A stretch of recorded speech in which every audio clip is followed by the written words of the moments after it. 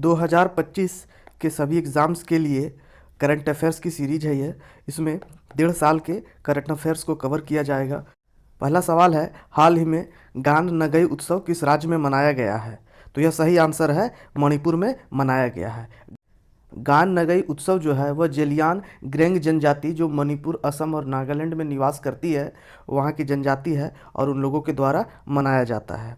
तो गान नगई उत्सव किससे संबंधित है? तो मणिपुर से संबंधित है। मणिपुर हाल ही में अपनी जातीय हिंसा के लिए चर्चा में रहा था और वहाँ के सीएम बीरेन्द्र सिंह ने हाल ही में इस्तीफा दे दिया है। अगला सवाल है, ब्रिक्स समूह का 10वां पूर्ण सदस्य देश कौन सा बना है? तो देखिए, ब्रिक्स का 10वां सदस्य जो है वह इंडोनेशिया है। ठीक है, वर्ष 2024 का ब्रिक्स समिट कजान में आयोजित किया गया था। कजान कहाँ है? तो कजान रूस में है। ब्रिक्स के बारे में थोड़ा जान लेते हैं।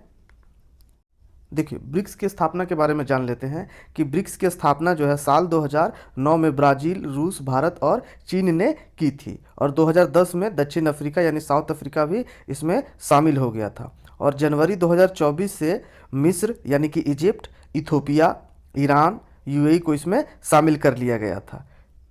अगला सवाल है, कौन सा भारतीय राज्य प्रथम अंतर्राष्ट्रीय ओलंपिक अनुसंधान सम्मेलन का मेजबान है? तो इसका सही उत्तर है गुजरात। देखिए, प्रथम अंतर्राष्ट्रीय ओलंपिक अनुसंधान कहाँ हुआ था? तो गुजरात के गांधीनगर में। तो गुजरात के गांधीनगर में कहाँ हुआ था? तो राष्ट्रीय रक्षा विश्वविद्यालय में आयोजित किया गया था।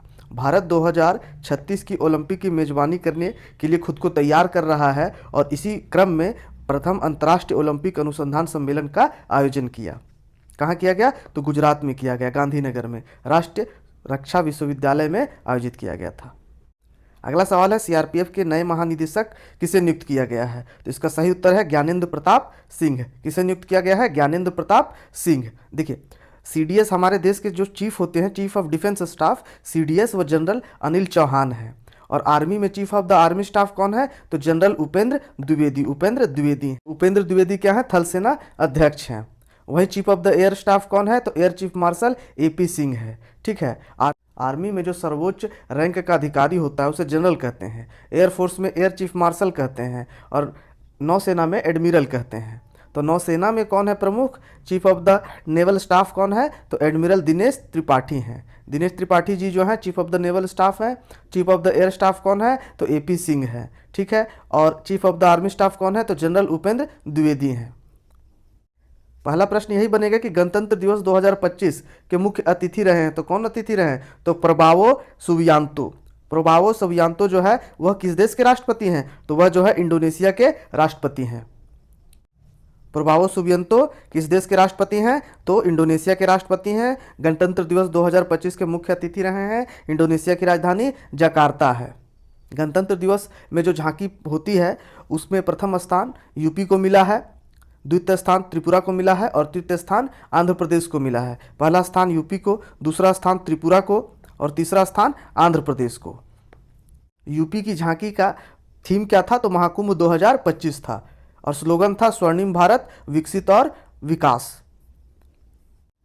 अगला सवाल है, खबरों में रहा अब्द अल कुरी द्वीप। अब्द अल कुरी द्वीप किस महासागर में स्थित है? तो पहले अब्द अल कुरी द्वीप के बारे में थोड़ा सुन लेते हैं। तो यह जो है सक्रोता द्वीप समूह जो हिंद महासागर में है उसमें स्थित है और यमन का भाग है। हम लोग जानते हैं कि यमन में अभी गृह युद्ध चल रहा है। यमन की राजधानी साना है और यहाँ पर जो है अब्द अल कुरी द्वीप में जो है एक एयर स्ट्रिप देखा गया था सैटेलाइट के थ्रू, तो इसीलिए यह चर्चा में आया था अब्द अल कुरी द्वीप। और जो है यह कहा जा रहा है कि यह जो एयर स्ट्रिप यूएई के द्वारा, यूनाइटेड अरब एमिरेट्स के द्वारा बनाया गया है।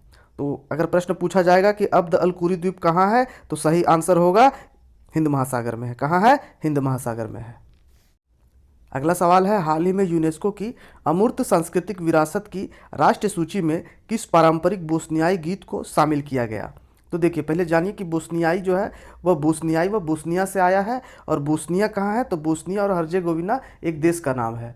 आपने सराजेवो का नाम सुना होगा, तो सराजेवो जो उसकी राजधानी है बोस्निया हर्जेगोविना की, तो वहीं पर एक गीत है बोस्नियाई गीत। इसको यूनेस्को ने अपनी अमूर्त सांस्कृतिक विरासत की राष्ट्रीय सूची में शामिल किया है। तो वह गीत का क्या नाम है? सेवडालिंका। सेवडालिंका वह गीत का नाम है। और हम लोग जानते हैं कि यूनेस्को जो है उसका मुख्यालय पेरिस में है और 1945 में इसकी स्थापना की गई थी। यूनेस्को जो है United Nations Educational Scientific Cultural Organization इसका नाम है। United Nations Education Scientific Cultural Organization इसका पूर्ण रूप है।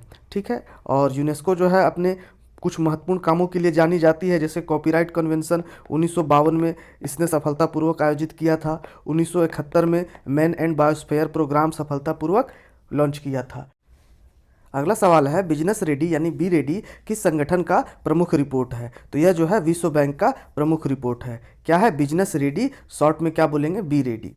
यह जो विश्व बैंक है वह ब्रेटन वुड्स कॉन्फ्रेंस की देन है और इसकी स्थापना 1944 में मानी जाती है। हेडक्वार्टर कहाँ है? तो वाशिंगटन डीसी में है। वाशिंगटन डीसी क्या है? तो अमेरिका यानी कि संयुक्त राज्य अमेरिका की राजधानी है।